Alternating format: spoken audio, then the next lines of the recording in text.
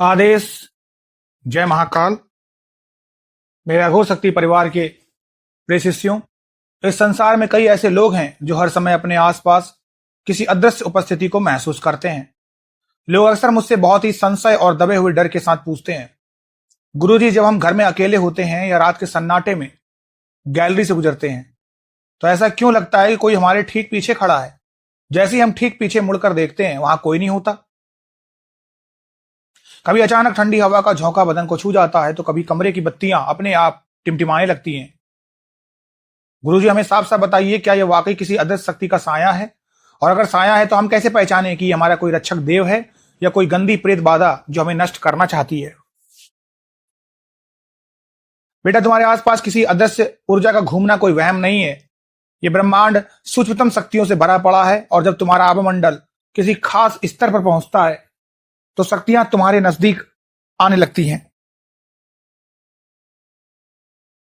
आज मैं तुम्हें वह गुप्त तांत्रिक संकेत बताऊंगा जिससे तुम एक पल में यह पहचान लोगे कि तुम्हारे ऊपर मंडराने वाला वो अदृश्य साया किसी दैवी शक्ति का आशीर्वाद है या किसी मसान का पहरा।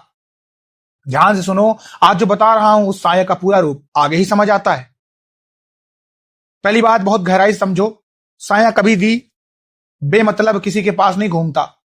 तंत्र शास्त्र के अनुसार यदि तुम्हारे आसपास किसी शक्ति का साया है तो उसका सबसे पहला और अचूक संकेत तुम्हारी रीढ़ की हड्डी और गर्दन का भारीपन है। जब तुम रात को सोने लगते हो या ध्यान में बैठते हो और तुम्हें अचानक ऐसा महसूस होता है कि तुम्हारी गर्दन के पीछे कोई खड़ा होकर तुम्हें बहुत ध्यान से देख रहा है, तुम्हारे रोंगटे खड़े हो जाएं, तो समझ लेना कि कोई सूक्ष्म चेतना तुम्हारे ऊर्जा क्षेत्र में प्रवेश करने की कोशिश कर रही है। अब इसे पहचानने का तांत्रिक नियम समझो। यदि वो साया किसी सकारात्मक या दैवी शक्ति जैसे तुम्हारे पितर, कुल देवता या हनुमान जी के दूत का है तो भले ही तुम्हें शुरुआत में थोड़ा डर लगेगा, लेकिन उसके तुरंत बाद तुम्हारे मन को एक असीम शांति, सुरक्षा और भाईचारे का एहसास होगा।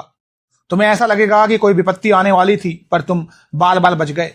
तुम्हें सपनों में भविष्य के शुभ संकेत मिलने लगेंगे और तुम्हारे बिगड़े काम अपने आप बनने लगेंगे।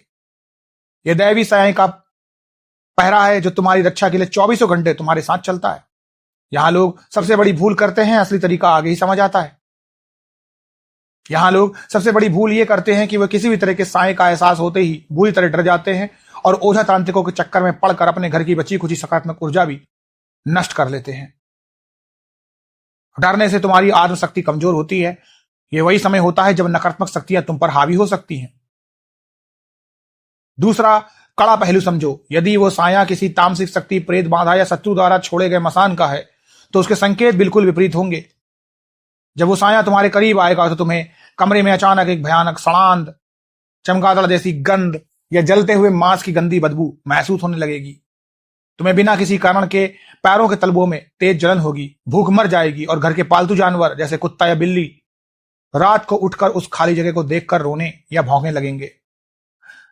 ऐसा साया तुम्हारे व्यापार को बांध देता है, घर में भयंकर बीमारी लाता है और हंसते हुए परिवार में कलेश करवाकर पूरे वंश को नष्ट करने की कोशिश करता है। इसे एक बहुत ही साधारण, बिल्कुल देसी उदाहरण से समझते हैं।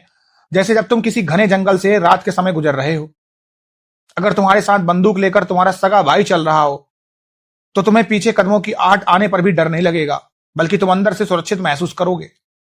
लेकिन अगर तुम्हारे पीछे कोई भूखा शिकारी भेड़िया चल रहा हो तो उसकी आहट सुनते ही तुम्हारा दिल बैठ जाएगा और तुम कांपने लगोगे।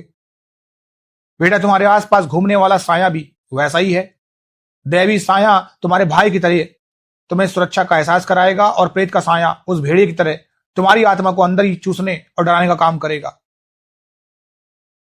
आज जो बताया वो सिर्फ साया विज्ञान की पहचान है। समझने वाले यहां नहीं रुकते। जो लोग अपने ऊपर मंडराने वाले नकारात्मक साये को हमेशा के लिए काट कर भस्म करना चाहते हैं, अपने रक्षक देवों के सायों को साक्षात सवारी और सिद्धि में बदलने की गुप्त अघोर क्रिया सीखना चाहते हैं और अपने पूरे शरीर को तांत्रिक रूप से केत करना चाहते हैं, उनके लिए मेरी प्लेलिस्ट सिद्ध साधना केवल मेंबरों के लिए खुला है। वहां हमने वो साया विच्छेदन और रक्षा कवच मंत्र साझा किया है जो तुम्हें हर संकट से मुक्त कर देगा। अपनी तैयारी पूरी करो और फिर देखो कि कैसे तुम्हारा रास्ता खुलता है। निर्णय तुम्हारा है। आदेश, आदेश, आदेश। जय महाकाल।